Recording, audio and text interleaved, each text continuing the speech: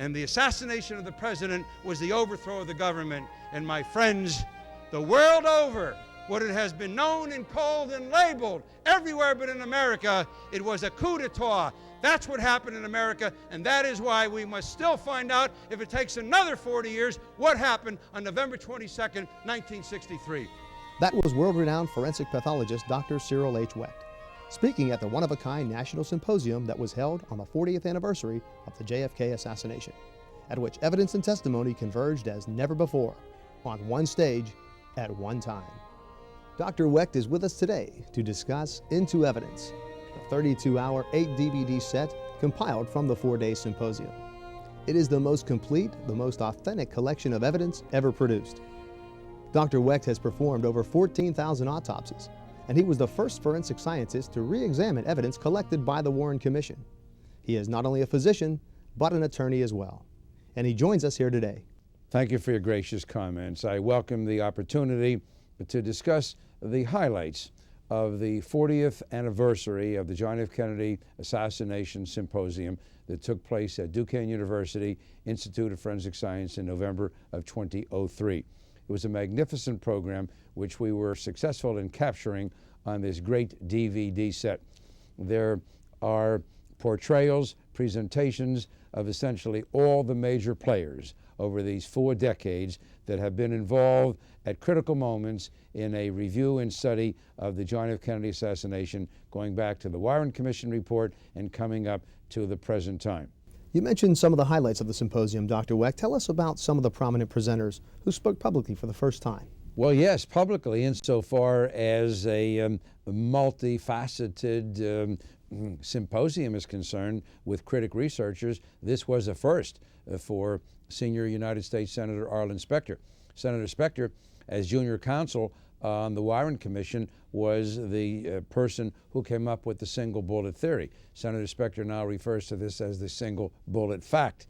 But he does acknowledge, to his credit, that there were budgetary restrictions and time constraints and governmental pressures on the Warren Commission to move quickly and to come up with a report. So this discussion by Senator Specter in the DVD set is truly special. Wrist had been shattered, and the bullet then lodged in his thigh. And we conducted an extensive series of tests, and that was the essential beginning of what I had at first said was the single bullet theory, and after a few decades decided it was the single bullet conclusion. And when ABC did their 2-hour special on Thursday on a re-examination, they came to the conclusion that it was the single bullet fact.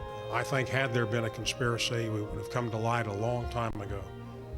My experience is that nothing stays secret in our society. We tried to do, I think we did, a professional job on the investigation. Dr. Robert Grossman, who is currently chairman of the Department of Neurological Surgery at Baylor University in Houston, Texas, he has come out for the first time ever to discuss what he experienced as a junior faculty member under his chief, Dr. Kemp Clark, back in the Parkland Hospital emergency room on that fateful day of November 22nd, 1963. Dr. Grossman, a neurosurgeon, saw cerebellar tissue. The cerebellum is located at the base of the skull. Well, there is no wound described in the autopsy report there, but that wound is referred to by almost 2.5 dozen doctors and nurses who have characterized and commented upon it since that time. Dr. Grossman has called for a release of any other photos and x-rays that are still present at the National Archives or elsewhere in order to study them and correlate them with his findings. This is where I saw the blasted out bone. This was clearly an exit wound of bullet fragments and the explosive contents of the brain driven out by the tremendous pressure that develops in a skull when a bullet is fired into it. And I recall a wound here through which I thought the cerebellum, and I told people, but I thought I'd seen the cerebellum. My immediate thought was that the president had been shot through the occiput and that the bullet had exited through the parietal area. Dr. Henry Lee, an internationally acclaimed criminalist, was consulted by the U.S. government in later years vis-a-vis the Warren Commission report, the assassination of President Kennedy. Dr. Lee points out that there are still things that can be done investigatively. He believes there might even still be some fingerprints on some of the boxes in the Texas School Book Depository building. He believes that there are still some things that could be done, as well as expressing some very critical comments of a salient nature regarding some things that were not done that should have been done in 1963 at the time of the assassination. And this was really the first detailed public presentation by Dr. Lee of his findings and his official report to the United States government following his consultation. There are still some stuff we can look at. Where are we going to go from here forensically? Okay. Of course, any investigation, especially a homicide investigation, we need information. The information basically from 4 sources: crime scene, physical evidence, witnesses, and data mining. Look around today, so many people spend their lifetime doing data mining, re-interview the witnesses, try to re-examine the physical evidence.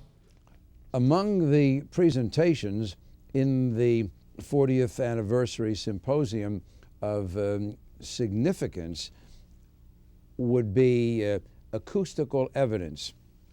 Professor Don Thomas, who has written a detailed paper that was published in a peer-reviewed scientific journal on this subject, gave an absolutely astounding, truly fascinating presentation in which he correlates the acoustical evidence with the Zapruder film, with the woundings of the President and Governor John Connally, in order to demonstrate that there were indeed at least 2 shooters in Dealey Plaza on November 22nd, 1963.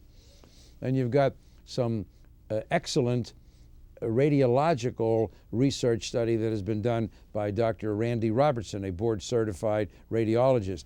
He demonstrates what we call intersecting lines. There's a principle in pathology, radiology, neuropathology, that when you have a fracture line from one injury, bullet or blow, and then there is a second injury, those fracture lines intersect and one cannot leap over the other. Dr. Robertson has discussed this and made an excellent presentation at the symposium.